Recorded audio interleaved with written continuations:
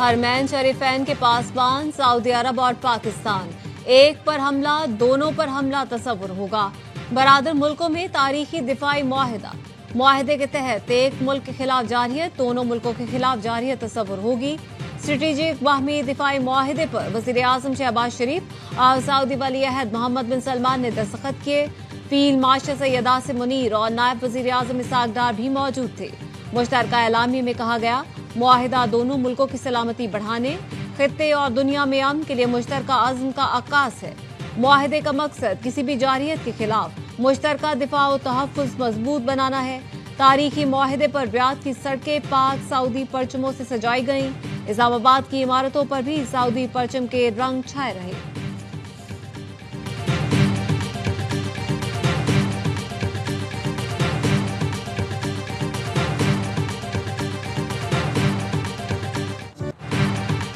سعودی ولی عہد کے ویژن کا دل سے معترف ہوں، وزیر اعظم شہباز شریف کا تاریخی دورہ سعودی عرب کے بعد پیغام۔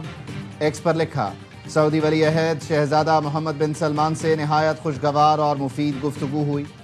علاقائی چیلنجوں اور دو طرفہ تعاون کے فروغ پر تبادلہ خیال کیا گیا۔ سعودی ولی عہد محمد بن سلمان کی جانب سے شاندار استقبال پر بہت متاثر ہیں۔ یہ پاکستان اور سعودی عرب کے درمیان دیرینہ محبت اور باہمی احترام کا مظہر ہے۔ وزیر اعظم سعودی عرب سے لندن روانہ، اتوار کو امریکہ کے لیے روانہ ہوں گے۔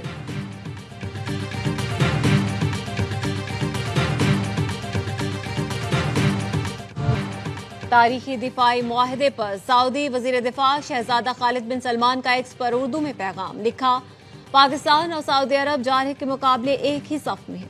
پاکستان اور سعودی عرب اب تک شانہ بشانہ رہیں گے۔ وزیر دفاع خواجہ آصف نے سوشل میڈیا پیغام میں کہا، پاکستان اور سعودی عرب کے برادرانہ تعلقات کی تاریخ کا اہم موڑ ہے۔ دو برادر ملک دشمن کے سامنے صف آرا اور شانہ بشانہ ہیں۔ رب العزت کے سائے میں مشترکہ دشمن کے مقابل پوری امت متحد ہوگی۔ پاکستان زندہ باد، مسلم امہ پائندہ باد۔ پاک سعودی عرب دفاعی معاہدہ عالمی جریدوں کی ہیڈ لائن۔ الجزیرہ نے کہا، اسرائیل کے قطر پر حالیہ حملے کے بعد خلیجی ریاستیں خطرہ محسوس کر رہی ہیں۔ خطے میں امریکہ کی موجودگی کے باوجود واشنگٹن کی سیکیورٹی ضمانت خلیجی ریاستیں حتمی نہیں سمجھ رہی۔ پاک بھارت حالیہ کشیدگی کے تناظر میں معاہدہ مزید اہمیت اختیار کر گیا ہے۔ سڈنی یونیورسٹی کے ریسرچ فیلو نے کہا، پاکستان کا اسی طرح کا دفاعی تعاون قطر اور متحدہ عرب امارات سے بھی ہو سکتا ہے۔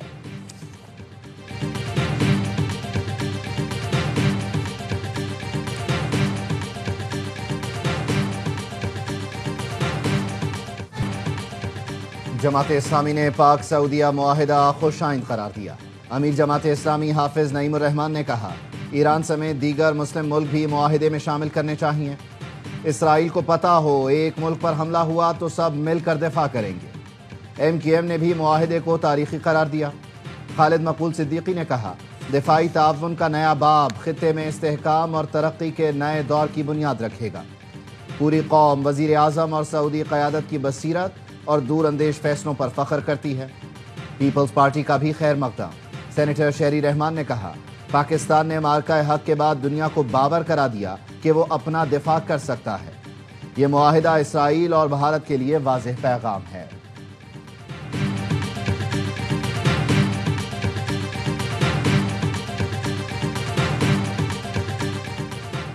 خلیجی ملکوں میں بھی ایک پر حملہ سب پر حملے کا معاہدہ۔ قطر پر اسرائیلی حملے کے بعد خلیج تعاون کونسل کے سربراہی اجلاس میں بڑا فیصلہ۔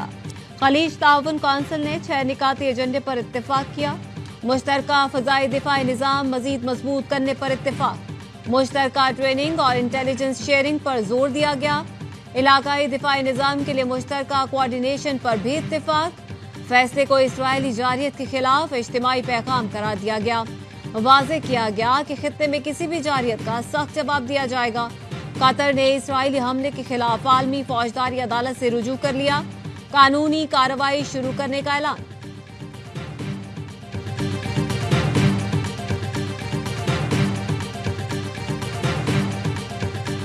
We discussed this morning, but our two teams have been working together on the question of recognition. I have a disagreement with the Prime Minister on that score. برطانیہ کے فلسطینی ریاست تسلیم کرنے سے فیصلے سے متفق نہیں۔ امریکی صدر ڈونلڈ ٹرمپ کی برطانوی وزیر اعظم کے ہمراہ پریس کانفرنس، کہا معاملے پر سٹارمر سے متفق نہیں، چاہتا ہوں غزہ میں یرغمالیوں کو کل نہیں ابھی رہا کیا جائے۔ 7 جنگیں رکوائیں جس میں سے کچھ شدید تھیں۔ اسرائیل اور غزہ پیچیدہ مسئلہ ہے لیکن ہم اس سے نمٹیں گے۔ کیئر سٹارمر نے کہا ہمارا دفاعی تعلق دنیا کا سب سے گہرا اور جدید ترین ہے، ہم امن کے لیے متحد ہیں، ہمیشہ ساتھ ہیں اور رہیں گے، مشرق وسطیٰ میں امن کے لیے کام کر رہے ہیں، غزہ میں جنگ ختم ہونی چاہیے۔ امریکہ اور برطانیہ نے تجارتی معاہدے پر دستخط کر دیے، دونوں ملکوں کا تجارتی حجم $250 ارب تک پہنچ گیا۔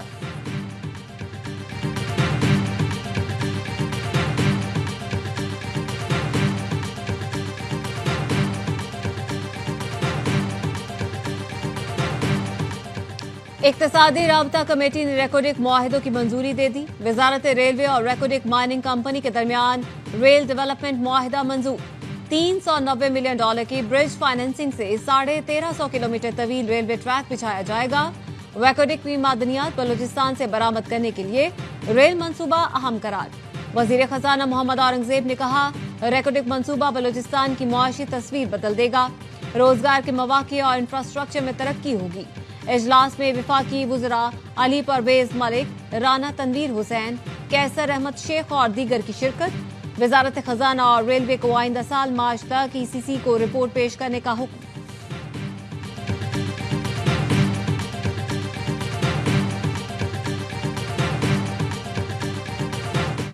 توشہ خانہ کیس 2 میں 2 اہم گواہان کے بیانات سامنے آ گئے۔ سابق پرنسپل سیکرٹری انعام اللہ شاہ اور پرائیویٹ اپریزر سہیب عباسی شامل۔ سہیب عباسی نے بلغاری جیولری سیٹ کی قیمت کم لگانے کا اعتراف کیا، کہا انعام اللہ شاہ نے دباؤ ڈالا، بلغاری سیٹ کی مالیت 50 لاکھ روپے لگانے کا کہا، دھمکی بھی دی کہ ایسا نہ کیا تو سرکاری محکموں سے بلیک لسٹ کروا دوں گا۔ انعام اللہ شاہ نے بھی اعتراف کیا کہ اس نے جیولری سیٹ کی قدر کم کرنے کو کہا۔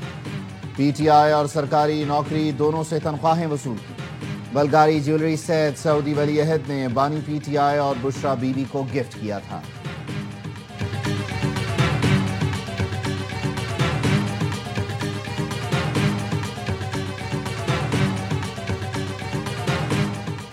£190 ملین کیس میں بانی PTI اور اہلیہ کی سزا معطلی کی درخواستوں پر سماعت 25 ستمبر کو ہوگی۔ چیف جسٹس اسلام آباد ہائی کورٹ جسٹس سرفراز ڈوگر اور جسٹس اعظم خان سماعت کریں گے۔ سزا معطلی کی درخواستوں پر 26 جون کو آخری سماعت ہوئی تھی۔ احتساب عدالت نے 17 جنوری کو بانی PTI اور بشرا بی بی کو سزائیں سنائی تھی۔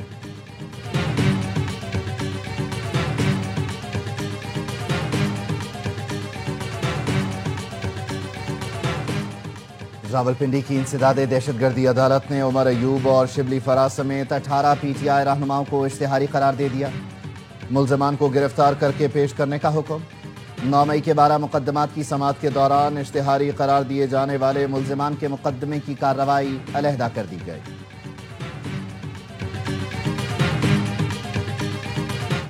پنجاب میں کینسر کے مستحق مریضوں کا مکمل مفت علاج کا اعلان۔ وزیر اعلیٰ مریم نواز چین سے جدید مشین لے آئیں۔ مریم نواز نے کہا چین کے دورے کے دوران ان کی نظر اس طریقہ علاج پر پڑی۔ میو اسپتال لاہور میں مریضوں کا کامیاب علاج جاری ہے۔ جنوبی پنجاب اور راولپنڈی کے لیے مشینوں کا آرڈر دے دیا ہے۔ علاج کے لیے پنجاب ماڈرن لیڈر بن گیا۔ دیگر صوبوں کے عوام کے لیے بھی دروازے کھلے ہیں۔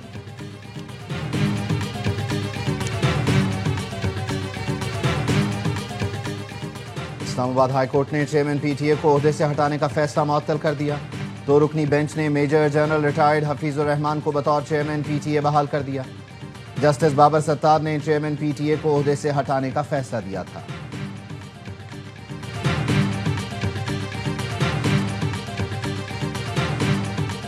پنجاب میں سیلاب گزر گیا لیکن متاثرین کی مشکلات ختم نہ ہوئی۔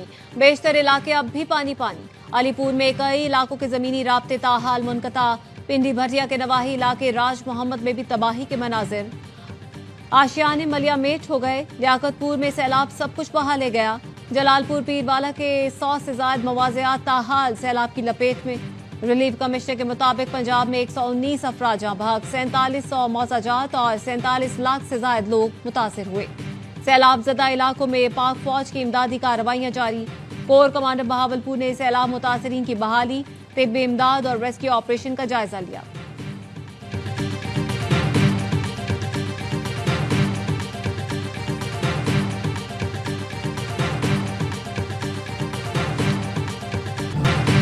اور محمد حارث کی تھرو سے زخمی امپائر ہسپتال پہنچ گیا۔ پاکستان کی ٹیم مینجمنٹ نے زخمی امپائر روچیرا کی دبئی کے ہسپتال میں عیادت کی۔ ٹیم مینیجر نوید اکرم نے محسن نقوی اور ٹیم کی جانب سے سری لنکن امپائر کو گلدستہ پیش کیا۔